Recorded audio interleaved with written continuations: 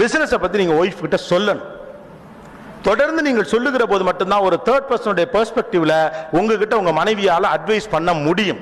உங்கள் வருமானம் எவ்வளவுன்னு ஒரு பெண்ணுக்கு தெரியக்கூடாதுன்னு ஒரு ஆணுக்கு இங்க சொல்லிக் கொடுக்கப்பட்டிருக்கு. ஏன்னா பெண் இப்படி பண்ணிடுவா, அந்த ஜெனரேஷன் முடிஞ்சிருச்சு.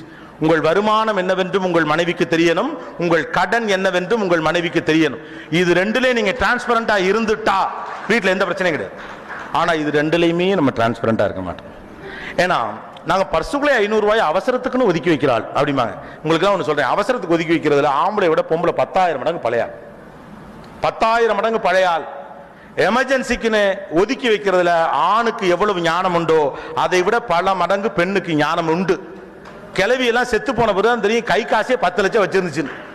எடுத்து பார்த்தோம்னா ஒரு டெங்கு பொட்டிக்குள்ள கிளியரா எழுதிருக்குங்க, எதுக்கு பின்னால எவ்வளவு இருக்கு, யாருக்கிட்ட எவ்வளவு கொடுத்துருக்கேன், அதுக்கு எவ்வளவு இன்ட்ரெஸ்ட் வரணும்னு. ஆம்பளை செத்தா கடை நிற்கும், பொம்பளை செத்தா காசு நிற்கும்.